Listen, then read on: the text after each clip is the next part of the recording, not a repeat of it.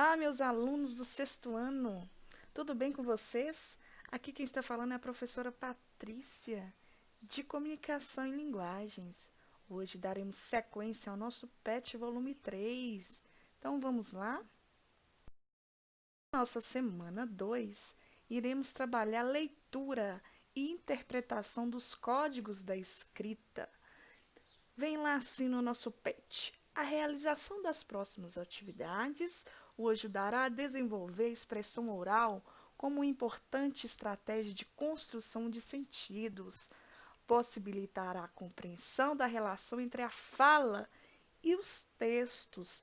Você vai perceber a importância de elementos situacionais na construção dos sentidos e da interação verbal e não verbal. Levantar hipóteses, confrontar ideias, buscar informações, expandir o conhecimento a respeito da própria leitura. Então vamos lá, pessoal. Como nossa primeira atividade, temos aí a leitura do texto. Você sabia que no Brasil são faladas mais de 200 línguas? Então, pediu para fazermos a leitura desse texto e um pequeno resumo sobre ele, ou seja, retirar as ideias principais dele. Do que se trata, né? Esse texto diz que o português é uma língua rica, resultado da contribuição e mistura de vários povos. Logo no primeiro parágrafo diz assim: hoje no Brasil existem de cerca de 210 línguas. É o país com o oitavo maior número de línguas em uso. A maioria delas é das comunidades indígenas, 180. Você acha muito? É realmente muita coisa, mas na época do descobrimento havia muito mais. Eram 1078. Já pensou? Naquela época também existiam mais índios. 5 milhões viviam no Brasil quando os portugueses chegaram. Hoje são apenas 734 mil indígenas. Então, pessoal, texto informativo. Espero que vocês leiam, tá? Como sugestão, então, para resolvermos a primeira atividade, que é o resumo, eu deixei aqui para vocês, é só vocês pausarem e copiarem, né, sobre o texto anterior. Então, as ideias principais do texto é diversidade linguística no Brasil, né, que trata-se também da quantidade de dialetos falados, o contexto histórico da nossa língua, e cita 3 línguas faladas, né, no nosso país, em algumas regiões, e também cita 3 usadas no cotidiano. Então, nós temos aí o resumo, tá? Aí ficou assim: hoje no Brasil existe de cerca de 210 línguas, sendo que a maioria é de comunidades indígenas, tá? 180, olha para vocês verem a riqueza dos nossos índios. A partir do ano de 1550, chegaram muitos negros vindo da África. Então, aqui fala-se da importância, né, da comunidade africana no nosso país, né, da cultura deles, e logo adiante fala também de outras línguas, como o italiano, o alemão e o japonês, né, pois eles chegaram como imigrantes, né, que vieram buscar mais a oportunidade de uma vida melhor aqui no nosso país. E tem também os portugueses, espanhóis e holandeses. Aí logo abaixo fala assim: somos isso tudo, o resultado é um povo diverso que fala entre tantas outras línguas. Aí, igual eu coloquei aqui em cima, cita 3 línguas. Gente, eu não sei se eu vou conseguir falar, né, executar a pronúncia certa, mas fala-se do Negtum, que é falado no Amazonas, por o povo indígena Baniwa.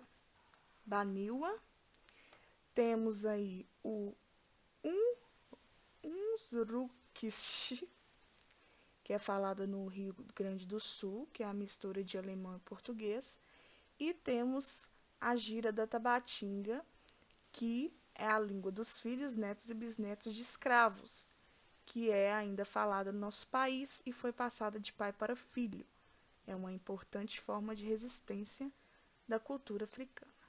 Logo abaixo, não tinha como deixar as curiosidades, que é também a citação da origem de 3 palavras que utilizamos no nosso cotidiano. Talvez você utilize essas palavras e não sabe de onde elas foram originadas, né?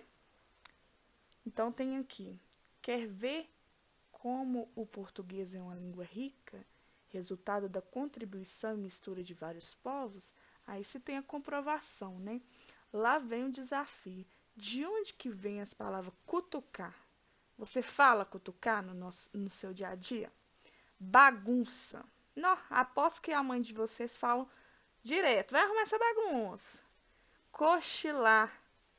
Quem aí adora um cochilo depois de um almoço, hein? Então, cutucar vem da palavra cutuque, que em Tupinambá, que é uma língua indígena, significa tocar com um objeto pontudo, ferir. Olha aí, então cutucar é de origem indígena.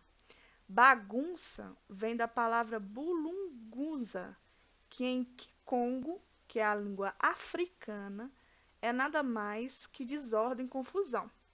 E cochilar também vem do Kikongo, que é a língua africana, que quer dizer dormir levemente. Então, olha para vocês verem a riqueza que é a nossa língua. Como que devemos valorizá-la, né? Então, vamos seguir adiante. A próxima atividade tem outro texto muito interessante e vale a pena vocês lerem, treinarem a leitura, voltar a entender do que se trata. Então, eu vou ler só a primeira parte e a conclusão do texto para podermos passarmos adiante. Aí vocês pausam o vídeo e façam a leitura. A formação da língua portuguesa no Brasil. A língua é um organismo vivo que se modifica ao longo do tempo. Palavras novas surgem para expressar conceitos igualmente novos. Outras deixam de ser utilizadas, sendo substituídas. Ótimo. E aí vem falando, viu, pessoal, da história da língua portuguesa no nosso país. Temos aí, no final, atualmente existem muitas diferenças entre o português que falamos no Brasil e o que se fala em Portugal. Tais diferenças não se limitam apenas à pronúncia das palavras, facilmente notabilizada na linguagem oral. Existem também diferenças de vocabulário. Só para citar um exemplo, no Brasil dizemos trem, em Portugal se diz comboio. E de construção gramatical temos, enquanto no Brasil se utiliza uma construção como estou estudando, em Portugal prefere-se a forma estou a estudar. Olha para vocês verem a diferença aí. Na nossa atividade 3, temos, depois de lidas e discutidas as ideias do texto, faça uma pesquisa na internet ou em livros sobre prefixos e sufixos latinos e gregos. No caso aqui, o nosso PET trouxe para nós uma lista, de alguns exemplos. E depois pediu para que colocássemos mais, pesquisássemos. Então, primeiro a gente precisa entender o que são os prefixos e sufixos. Relembrando aí, prefixos é o início da nossa palavra, é aquelas primeiras letrinhas da nossa palavra. Sufixo já é o final, tá? Exemplo aqui, ó. Prefixo grego. Lá no primeiro tem o A. O A é o prefixo, é o início. Aí temos o exemplo da palavra ateu e anarquia, que anarquia começa, o prefixo é o A e o N, né? Ou seja, as primeiras letrinhas. E temos aí outros exemplos, né? Tem uma tabela enorme aí. E para responder a atividade 3, pediu para pesquisarmos. Então, aqui fizemos duas tabelas. A primeira é de prefixo e sufixo grego. Aí temos exemplo, meta, né? Meta é um prefixo. Olha o início da palavra metamorfose, começa com meta. É um exemplo aí, que significa mudança, tá? O que é metamorfose, então? Nada mais é que é um exemplo bacana para vocês entenderem, é a transformação da largata em borboleta. A mudança, aí a transformação. E temos outro exemplo, ante. Pensem em várias palavras que começam com ante, né? Aí aqui tem como exemplo a palavra antipatia, tá? Eu até coloquei aí em vermelho para vocês entenderem. Prefixo é antes. Aí vem dois exemplos de prefixo gregos, que é metamorfose e antipatia, e depois eu coloquei dois exemplos de sufixos, que é o finalzinho da palavra, igual eu mencionei na atividade anterior, eu expliquei anteriormente, né? Ista, jornalista, alegria, olha o i aí sendo o meu sufixo. Temos aí a próxima tabela, que é o prefixo e sufixos latinos. Temos aí, exemplo, o bi ou bis, né? Por exemplo, bicampeão. O bi é o meu prefixo, né? Bisavó, o bis, né? Significa dois, duplo, né? Aí temos o ante, outro exemplo de prefixo. A ante o quê? Antebraço, né? Anterior. Ânsia já é um exemplo de sufixo. Por exemplo, da palavra tolerância. Tolerância, o finalzinho dela termina em ânsia. Então, é o meu sufixo. Aí, se tiver lá a palavra corintiano, que é o próximo exemplo, e eu perguntar qual que é o sufixo da palavra corintiano, vocês irão me responder que é ano, né? Que é o finalzinho. Beleza, pessoal? Atividade 4, pessoal, iremos fazer a leitura do texto falando sobre as gírias. E nesse texto, iremos perceber que as gírias são palavras ou frases não convencionais segundo a norma culta, as quais são utilizadas em algumas regiões e culturas por determinados grupos ou classes sociais. Resumindo, as gírias são geralmente termos temporários e que podem ser excluídos da linguagem popular com o tempo, sendo substituída por outras palavras. Por isso que, por exemplo, uma gíria que o seu avô falava, você talvez desconheça, né? E uma gíria que você venha a falar hoje, seu avô não saiba ou tenha dificuldade de entender no momento, né? Agora vocês terão aí uma lista com gírias e expressões usadas no vocabulário do futebol. Então tem vários exemplos de gírias e eu tenho certeza que vocês conhecem pelo menos algumas delas. Leiam e se divirtam. Então, depois de vocês observarem que vocês já ouviram falar, já conhecem ou algumas foram novidade para vocês, a proposta da atividade 5 é para vocês elaborarem um texto sobre o futebol, utilizando as expressões e gírias que vocês observaram aí no decorrer da leitura. Olha que bacana. Pessoal, como forma de ficar mais claro a proposta da atividade anterior, eu coloquei como exemplo essa produção, tá? Onde em azul se encontram as gírias, né, utilizadas no futebol. Então, eu encaixei, de acordo com o contexto aí da minha história, algumas gírias. Porque o intuito da atividade é essa, você produzir um texto onde apareça gírias utilizadas no futebol. Então, vamos aí fazer a leitura e vocês produzem a versão de vocês, ok? Todos os dias, depois que faço as atividades do PET, minha mãe deixa eu treinar no campinho com meus amigos. Mas justo hoje, me enrolei todo. Ixi, combinei de enviar as atividades prontas para a professora de comunicação e linguagens. Mas fiquei de firula. Tem campeonato sábado e se ficar faltando aos treinos, não terei chance nenhuma de fazer gol. Mas se minha mãe e a professora não ficarem de marcação cerrada, darei um chapéu nelas e colo no campinho mais tarde. Pensando bem, o jeito é dar uma caneta na preguiça e fazer as atividades. Driblei as dificuldades e com o foguete assisti o vídeo explicativo e fui fazendo tudo. Em matemática, bato um bolão. Agora, português e comunicação, preciso mais de atenção para golear.